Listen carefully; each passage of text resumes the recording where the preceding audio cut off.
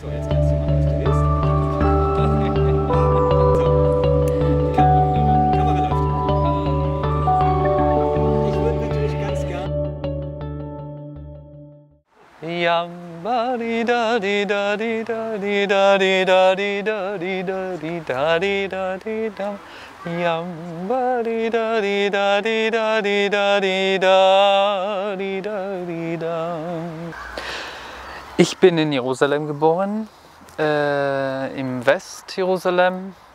Und wie bin ich aufgewachsen? Wie jedes Kind, nur in Jerusalem.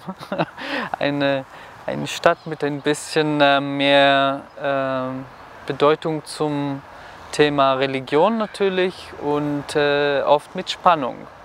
Es gibt auch irgendwelche Spannung. Ich war 10 und dann gab es den Irakkrieg. Saddam Hussein hat sich entschieden, dass er Bombe schickt und wir waren ein bisschen gespannt. Und natürlich den Bus, den ich jeden Tag zur Schule genommen habe, hat auch mal explodiert. Und das ist immer peinlich, natürlich, ein bisschen peinlich. Ich bin Jude genauso wie jeder andere, der mit Bart oder Schwarze oder was immer. Und wir teilen die Tradition, wir teilen die Wurzel. Die arabische Länder und Israel sind beide Semiten. Ja, wir sind eigentlich alle Semiten. Deswegen macht es einmal auch witzig, wenn Leute sagen in Deutschland, dass die Muslime sind Antisemiten. Und das existiert nicht, bedeutet nur, was die davon wissen.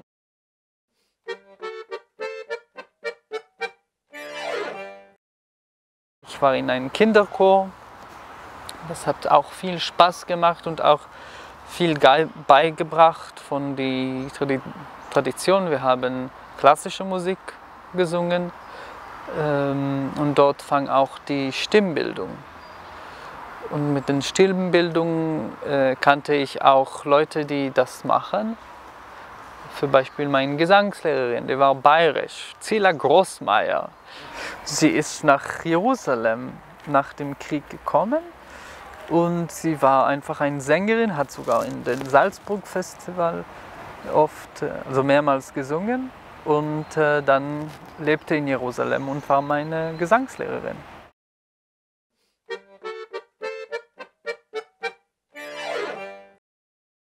Also die Nachbarn haben das erst gespürt, wenn ich zurück von der Schule kam und die Treppe hoch. Ich habe immer gesungen und ziemlich gern und laut. Die haben das erst bemerkt. Aber dann natürlich die Familie, hauptsächlich meine Oma, Sima, die Holocaust-Überlebenden. Und sie hat die hat das gespürt und erst unterstützt. Und dadurch dann Klavierstunden und so weiter. Davon kam diese musikalische Bereicherung. Natürlich, jedes Kind muss ein Instrument spielen. Ja? Das ist in der jüdischen Tradition, das ist ein Built-in. Ja? Jeder geht und probiert mal ein Instrument. Natürlich, das habe ich auch gemacht. Und es gibt die, wo das klebt und es gibt die, wo das geht nicht. Ich habe mich aber entschieden, dass ich unbedingt ein Musiker werde in Berlin, wenn ich 12 Jahre war. Ich war 13 Jahre. Ich war 13 Jahre und ich war mit dem Chor in Berlin. Wir haben mit den Berliner Philharmonikern gesungen. Ich habe eine große Solo gesungen. Und am dritten Abend, die haben uns erlaubt, dass wir im Saal bleiben für die zweite Hälfte. Und wir hören Marai Peraya, übrigens auch Jude, Abbado und die Philharmoniker. Dritte Konzerto von Beethoven, die ich 10 Jahre später selber gespielt habe. Und an dem Moment habe ich gesagt, das will ich machen. Unbedingt. Musiker, Sänger, das ist meine Liebe. Und als der Rebbe lacht, lachen alle Chassidim, lachen alle Chassidim, ha ha ha ha ha, ha ha ha ha ha, lachen alle Chassidim, ha ha ha ha ha, ha ha ha ha, lachen alle Chassidim.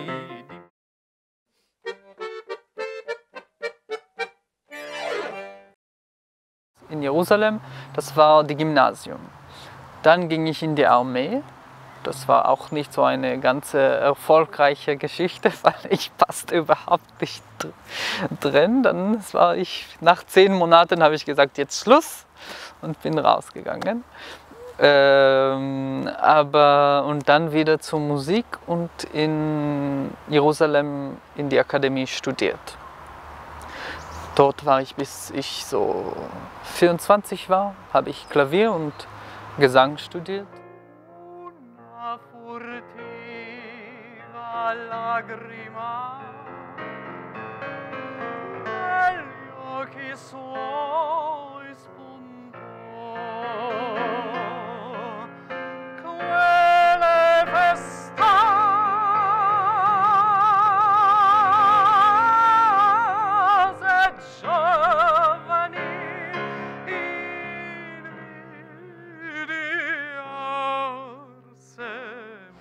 Dann ich bin nach Holland gefahren und Den Haag.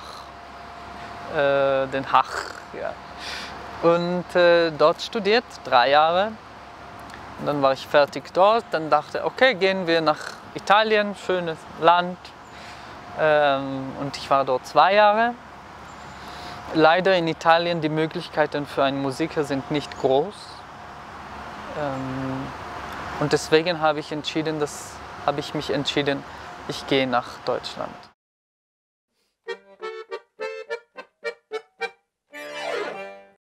Ich bin der Einzige, der in Deutschland lebt. Die Familie ist noch immer in Israel. Meine Mutter lebt noch immer in der gleichen Wohnung, wo ich aufgewachsen bin, in Jerusalem, nicht weit von Yad Vashem, Har Herzl. Mein Vater lebt in Bergen, nah an Abu Ghosh.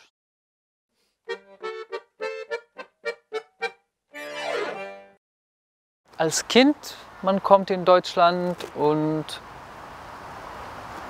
sieht, das ist eine ganz normale Stadt. Und natürlich, man ist begeistert. Es war gerade Weihnachten und es war der Berliner Weihnachtsmarkt. Das war so schön und wunderbar und wir haben das genossen. Man spürt von Zeit zu Zeit auch den Krieg. Ich erinnere mich noch immer, dass ich war so beeindruckt von dieser Kirche. Die bombardierte Kirche in Berlin. Und dann ich dachte, oh, das war der Krieg. Und dann dachte ich auch ein bisschen, die haben das auch verdient, muss ich sagen. Und ich dachte, es ist auch schön, dass es noch immer so ist. Weil die Leute erinnern sich, etwas hier gab. Ja, so ist das. Also die Geschichte ist da, aber wir leben hier, jetzt.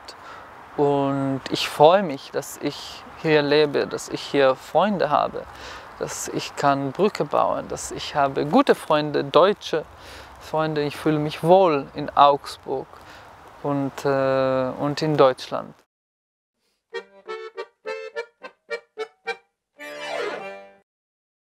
Wenn ich kam nach München, es war mir klar, in dieser Stadt kann ich arbeiten.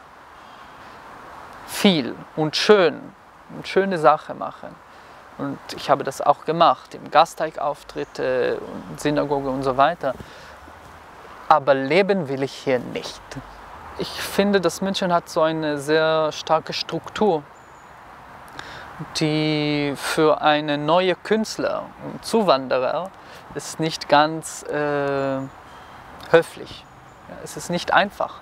Wenn man kommt nur in ein Land und muss sich von nichts bauen, dann ist das natürlich schwierig, in so eine Stadt sich ruhig und wohlfühlen.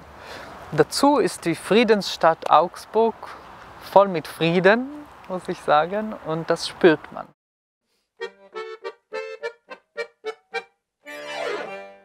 Ich fahre in ein altes Musikfestival und ich singe Dowland und Monteverdi, solche Musik.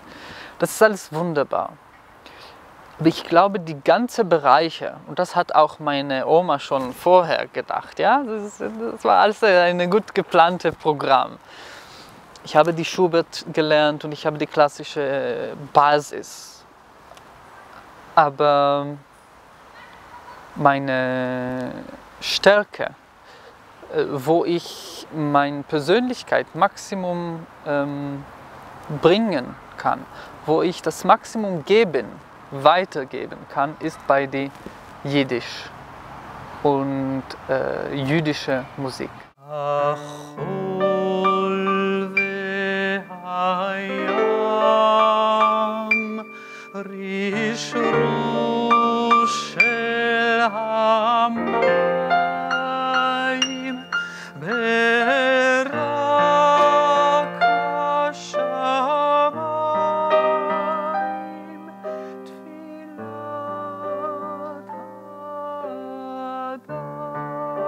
Dann, ich glaube, ich kann diese Kultur auch, ich versuche es am mindesten so schön wie möglich zu repräsentieren und die Leute beibringen, um was es sich handelt.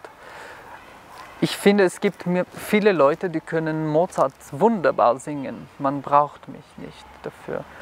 Aber wie viele Leute können denn in Wälder beim Teichel dort seien gewachsen, Margaritke lächelnd und klein, wie Kleininke Sonnen mit weißinke Strahlen, mit weißinke Tralalala.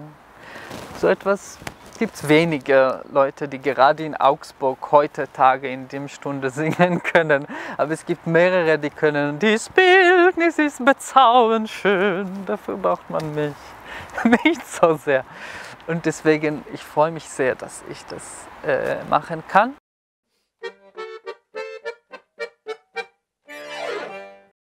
Also meine Oma als Holocaust-Überlebendin, ihr autobiografisches Buch heißt Simas Lieder. Man kann die Geschichte von meiner Oma in den Holocaust und meine Geschichte von meiner Oma als eine Sängerin nicht trennen, weil den Gesang hat sie lebendig behalten. Und nicht nur sie, sondern Leute, die waren rundherum, haben auch diese Musik für sich wahrgenommen. Also die haben gemeinsam gesungen, ja? Es gab keine großen Auftritte. Also es gab Auftritte, aber das war gemeinsam. Die Musik hat diese Leute viel Kraft gegeben. Und die erzählt, wie die singt. Von einer Seite waren Lieder von dem Holocaust. Eine ist Ponar über den Wald, das Schlachtfeld, neben ihrer Geburtsstadt. Vilna. Stille, stille, lo mir schweigen, vor ihm wachsen du. Oben See verpflanzt die Sonne, grünen See zum Blau. Sphären wegen zu Ponar zu, es führt kein Weg zurück. Ist der Tate wo verschwunden und mit ihm das Glück. Ich glaube, der Holocaust lebt noch immer in mir. Mit den Filmen, mit den Geschichten. Meine Oma hat nicht die schreckliche Geschichte direkt erzählt, ja? Also es war nicht, der Mann hat mich so genommen und so gemacht und ich habe meine Mutter gesehen, wie sie brennt, solche Sachen, die wirklich passierten, ja? Aber das war nicht so stark, weil sie wusste, er ist ein Enkelkind, er ist Junge.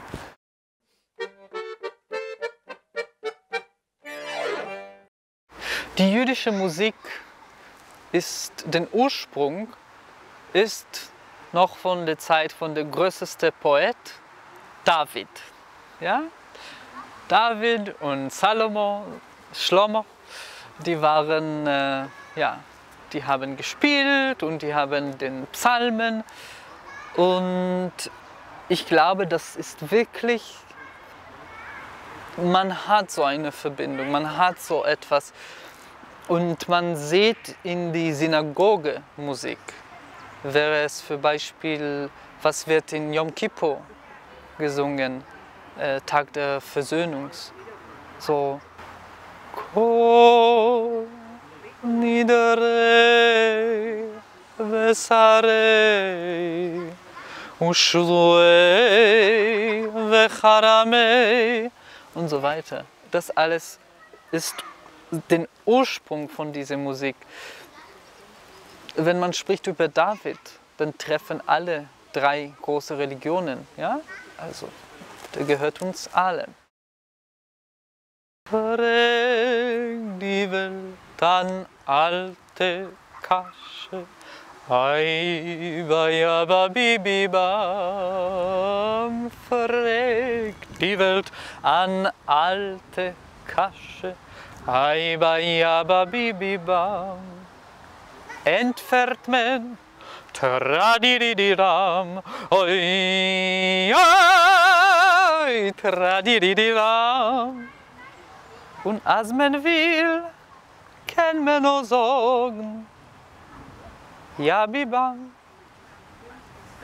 Bleibt noch wieder die alte Kasche, ai, ba, ja, ba, bibi, bam. Das ist so alt wie Musik selbst. Und den Lied handelt um die alte Kasche, die alte Frage. Ja, bibi, bam. Und sagt der andere, da bibi, dam. Und die ganze Idee ist, dass es gibt ewige Fragen, die wir alle haben. Wo geht das? Wieso gibt es Sonne? Wieso gibt es Regen? Und das gehört uns allen und hat nichts zu tun mit jüdisch oder nicht jüdisch.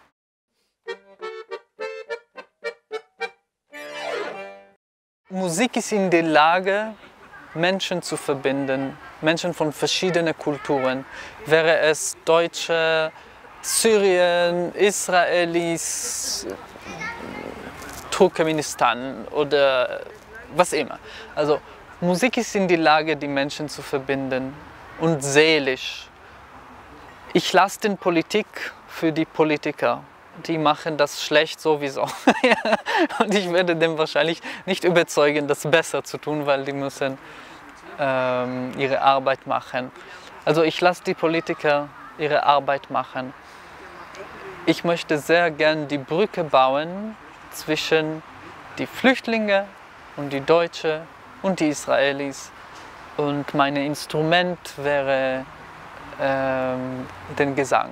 Yam ba di da di da di da di da di da di da di da di da di da di dam. Yam ba di da di da di da di da di da di da di da.